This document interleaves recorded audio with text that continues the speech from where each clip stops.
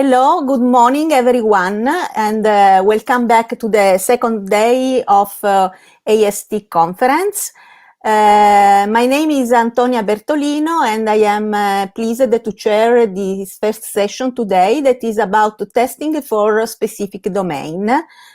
I am here with the two of the authors of the first paper that we present in this session, Valerio Terragni and Leonardo Mariani. And I am going to now stop the live session because for problem of connection, we are going now to have only for this first paper the presentation recorded.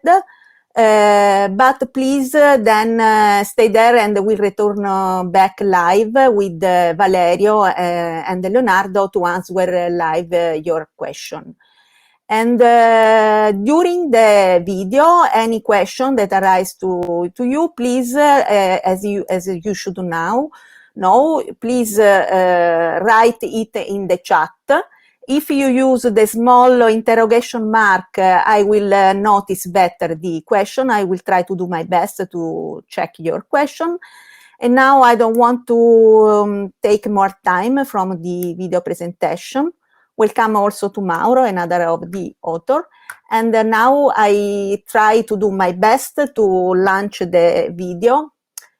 And if I am wrong, you let me know.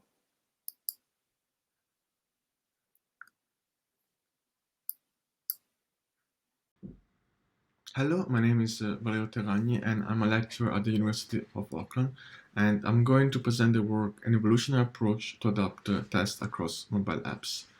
This is a joint work with Leonardo Mariani, Mauro, Pezze and Daniele Zuddas.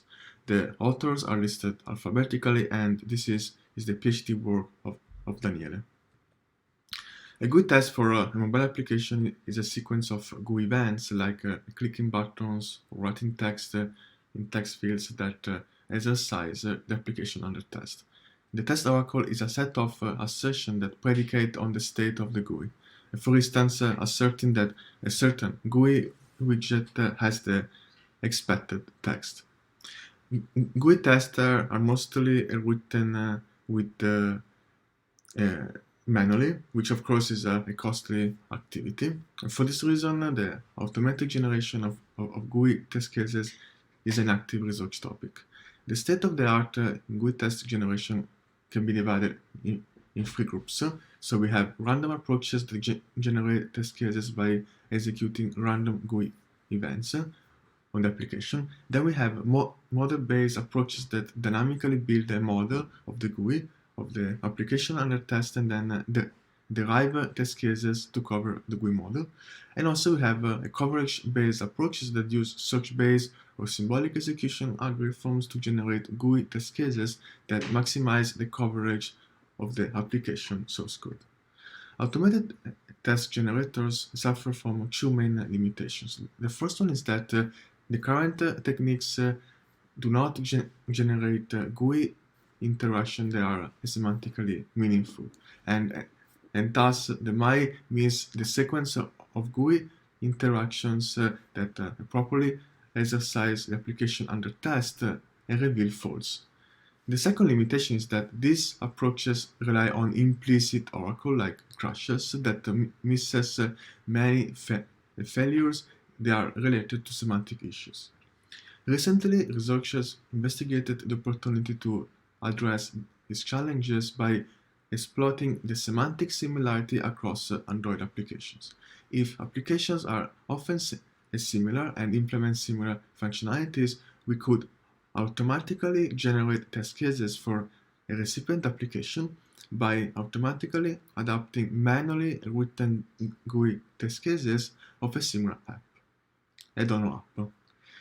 Ideally, the adapted test would keep the semantic meaningfulness of the original test, and also we could use the assertions. Let's see an example. We have two applications here. We have a Splendor, which is an application to manage the task to do, and then we have a Biz Reminder, which is a similar application according to the Google Play Store. So let's consider expand to be donor app and bits reminder recipient app. So on the top there is a test cases of the donor app. The donor test cases adds a task named test, and after marking it as done, the oracle checks that the widget disappeared from the GUI. Adapting this test means obtaining a test cases for builds reminder that executes the same test scenario. The test case on the bottom is a test adaptation of the donor test, and the green arrows are showing the semantically similar events. The adapted test it creates a new build and then verifies that the bits disappear if marked as done. However, automatically performing this adaptation is not easy. First of all, this one is just one of the many possible test case adaptation and test cases that can be generated for builds reminder. Therefore, adapting the test cases requires search among thousands of possible builds reminder test cases to find exactly this one. Second, similar applications may have different GUI events, like in this case there is not a one-to-one mapping between the donor and recipient applications. Like in this case, builds reminder needs to add additional events to set the how much is the bills, the amount, and also the due date. These events are not present in the donor app. At AST 2019, two independent research teams presented the technique ADAPTDROID and App Test Migrator to automatically perform the test adaptation across Android applications. These approaches address the challenge on how to semantically match events of similar applications by extracting textual information from the GUI and using word embedding techniques to recognize semantically similar words and thus semantically similar events. Then they generate the adapted test that maximize the number of semantically equivalent events. However, these approaches use a greedy algorithm that aims to match as many events as possible, exploring only one of the possible test adaptation scenario. However, extensively exploring the execution space is often needed to identify a sequence of events that well reflect the semantics of the donor test. In this paper, we present ADAPTDROID, a technique that formulates the adaptation problem as a search problem using an evolutionary approach. It takes in input two similar applications, a donor app and a recipient app, and it also takes in input a donor test cases of the donor app. Then ADAPTDROID will returns an adapted test for the recipient application that verifies the recipient application as the donor test verifies the donor app. ADAPTDROID explores the huge space of GUI test cases driven by fitness functions that rewards those recipient tests that are most similar to the donor test. The ADAPTDROID notion of similarity considers both the semantics of the events and also the capability of the adapted test to reach states where the donor oracles can be applied to. ADAPTDROID considers an event in the donor test and an event in the recipient test to be semantically equivalent or match if they perform an action on widgets with similar semantics. Now the question is, how can we compare the semantics of two widgets? To do so, ADAPTDROID extracts for each event the descriptor of its widget from the GUI. A descriptor is a string that ideally describes the semantics of the widget. For click buttons, it extracts the labels of the widget. If there are no labels, it considers the ID of the widget, like in this case, widget 1.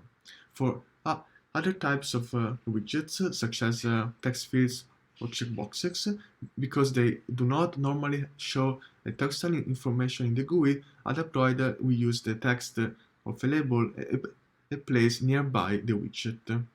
Like in this case, we choose test because it's near the checkbox. To compare descriptors of two widgets and understand whether they have the same as semantics, we cannot simply see the descriptors are identical, because it is very rare that two different applications implemented by different developers will use exactly the same words in the GUI. As such, ADAPTDROID will use a state-of-the-art semantic distance, called word mover distance, and word mover distance is based on the word-to-vec word embeddings that map words in a vector space in which the words that are semantically similar are close together, while the words that are dissimilar are placed far in the space. ADAPTDROID uses word mover distance because it handles a sentence, because widget descriptors are often composed of multiple words. Let's see how ADAPTDROID works in more details. The semantic information extraction extracts the oracle from the donor test and explores different reorderings of the events of the donor test to learn whether some events can be reordered, reproducing the same behavior. For example, if you are performing multiple events on the same window, it may not be very important the order in which we execute the events. And this will be used later to add some flexibility to the adaptation.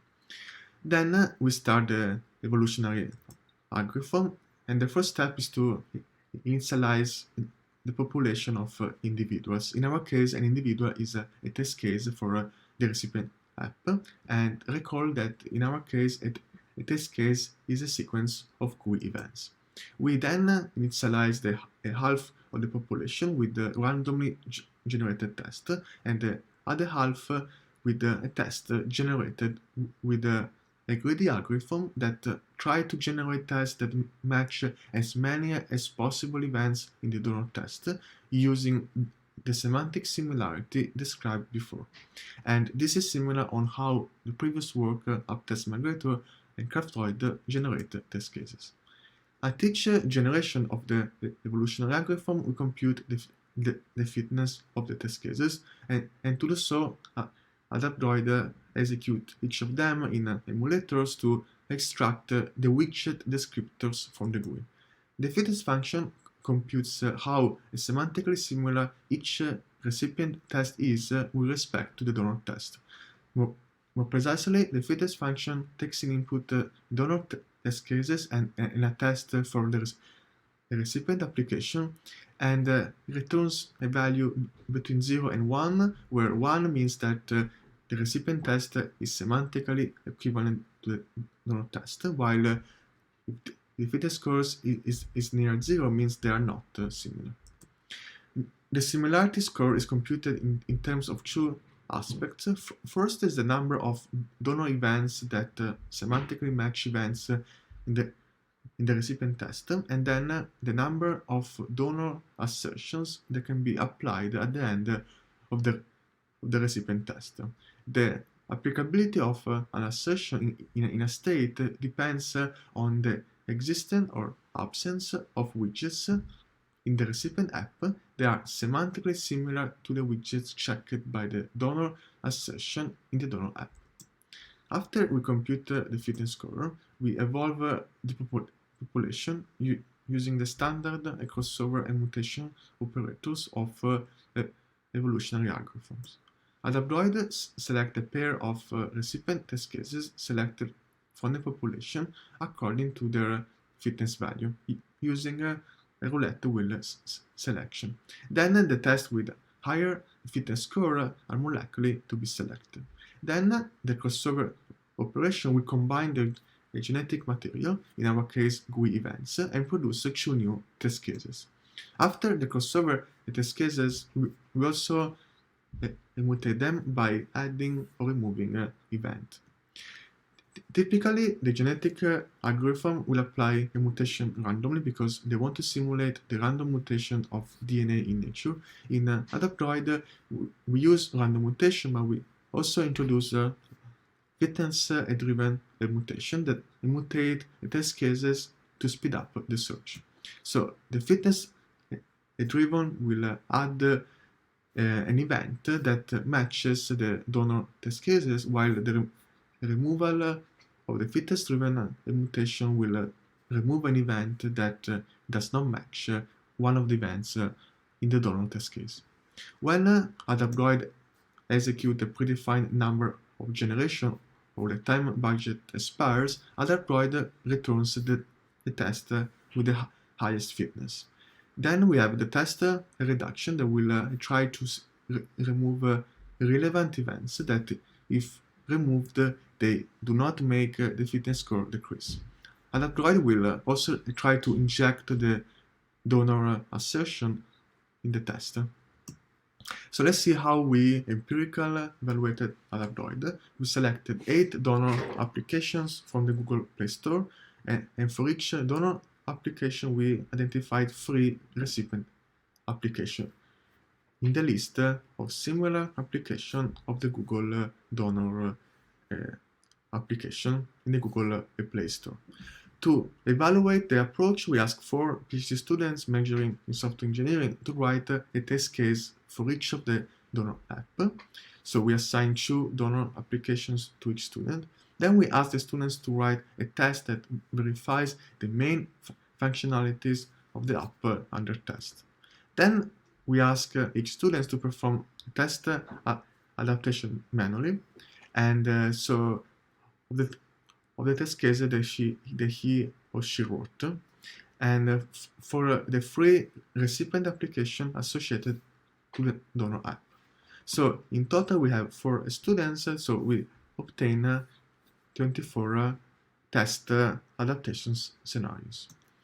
To evaluate the approach, we ran ADAPTDROID with a budget of 100 generations, and we show to the students the adapted test cases returned by ADAPTDROID.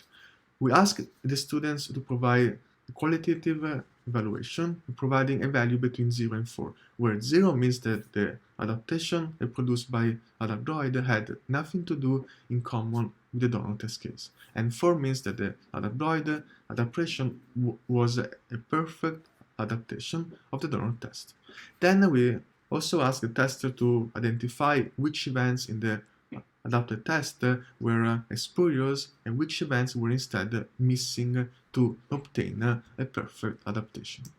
The results of the experiments are reported in this table, and the table shows the quality of the adaptation given by the tester, the name of the donor and recipient application, the number of spurious and missing events, and whether the adapted test included or not the oracle. In our study, 40% of the tests were evaluated as high quality adaptation by the tester. In particular, in 3 cases, the tester evaluated ADAPTDROID adaptation as perfect, and in 5 cases, they gave them a score of 3, indicating that the adaptation were of good quality. In 45% of the test cases, instead, ADAPTDROID adaptation were given a low score, between 0 and 1. And regarding the oracle adaptation, in 40% of the cases, ADAPTDROID successfully injected the assertion. However, in 2 cases, the oracle adaptation were wrong, meaning that the assertion was applied either to the wrong widget or to the wrong window. We also compare ADAPTDROID with the random generation of test cases and the basic versions of ADAPTDROID without the fitness-driven mutations. This graph is showing the average highest fitness at each generation for all the subjects. We can see that ADAPTDROID achieves much higher fitness than random, and compared with the basics, it achieves it faster. And we can also see that ADAPTDROID increased the fitness score of the initial population generated with a greedy algorithm. This shows that a search-based approach is needed to improve test adaptation obtained with a greedy algorithm. To conclude, generating tests by adapting GUI tests of similar application is a promising approach. In this paper, we present ADAPTDROID, the first search-based adaptation techniques for Android application, and ADAPTDROID drives the test generation with the fitness functions that rewards test cases that are similar to the donor test in input. Our evolutionary results are promising, showing that automated test adaptation could be a valuable approach to automatically generate semantically meaningful tests. That's all, and thanks for watching. Okay, welcome back. Fortunately, Claudio advised me that we are now live. Thank you. We clap hand to Valerio, and I am here in the stage with Valerio that just gave the presentation, Leonardo and Mauro, and we are going to answer your session. So there was already a question by Rodrigo that asked if there is a minimum number of donor apps that Mauro anticipated on the chat already the answer. I don't know if Valerio, you want to add something more about this? No, I think it's fine. Yeah. So basically, there is not a minimum. We choose this because it was our experimental setup. Yeah. Okay. I don't see for the moment other questions, so I take advantage of my position for making my own question to you.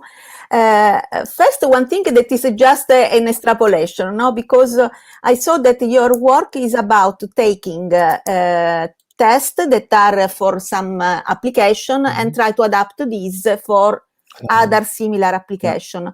But there could be the same problem also if you have some test for an application and you want to write more tests for this same application that in principle should be simpler, I think, no? Because you don't have to make the adaptation. But is your approach also applicable in this simpler case that you augment the number of test cases for the same application using this technique? Okay. So basically, the technique is for test adaptation. So in input, it requires a donor application and a test case. So you're suggesting to having the donor application and also the recipient application, and then adapt test cases with the same application, but it will end up with the same application, right? Because we are adapting for the same application. So in principle, we could use to generate more tests, but in practice might not be very effective because we are adapting from the same application, basically. You could make a try. Yeah, if I can add, the purpose of the test adaptation is to obtain a test with the same semantic of the donor test. So if we start from a test for an app, and then we want to adapt this test for the same app, we would end up with the same test again. So it's not part of the process to mutate the test to obtain a different test case. So this, of course, could be done, but it is not the purpose of the technique. In principle, the technique tries to obtain exactly a test with the same semantics, with the same purpose of the donor test. So doing it for the same app will be a bit tricky. Yes, a bit to a waste, maybe. We have another question by Rodrigo. Given the non-deterministic behavior of EA, how many times you repeated the experiment? I don't know what is EA in this moment. You repeat the experiment to guarantee that is statistically significant. Okay, so EA is a evolutionary algorithm, okay. And the answer is no. We just repeat it once because we have to also ask the developers for their feedback, because we need to show them test cases. So we cannot ask them too many test cases. So we decide to just run one time. This is one reason, and the other reason is that it takes a long time to do the adaptation, because running the test cases in the emulator, it takes much time. But of course, this time it can be reduced if we run many emulators in parallel. Yeah, so it could be a suggestion for your future studies. We have also one question by Alejandra. When you compare widgets, they are similar if they are of the same type, or you could also use select compared to radio buttons, for instance. Yeah, so basically, since it's very unlikely that two different developers will use the same exactly widget into a different application, then we decide to abstract a type of widgets. So we just divide them into types. One is clicking events like links or buttons, or in this case also radio button, and then we have the filling events in which we need to type something inside the edit box. So the answer is yeah, they could be the same type if both widgets are clicking widgets. Yeah. Okay. Other questions? I don't see for the moment.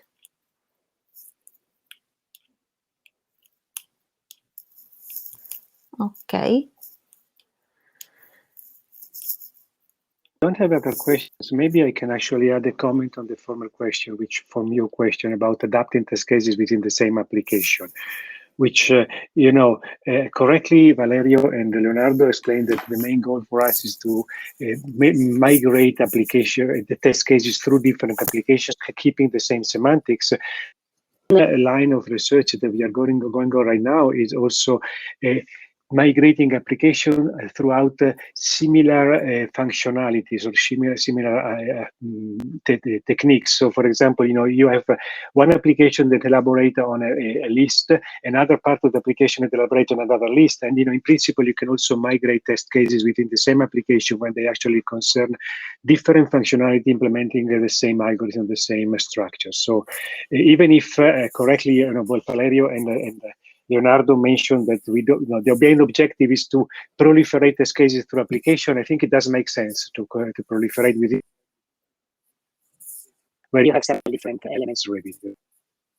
No, I made the question because it was something that came to my mind while hearing the presentation, saying, could be also used to augment a test suite, because especially if you are going to do manual, to capture manual tests, then it also takes a lot of time. So having a way, even within the same application, to mutate, it is called the test augmentation, and it could make sense, in fact. Okay, absolutely, thank you, absolutely. Mauro. My comment was great. Thank you. Okay. So we still have 2 minutes to go. Oh, yes. One question from Xinqi Cheng.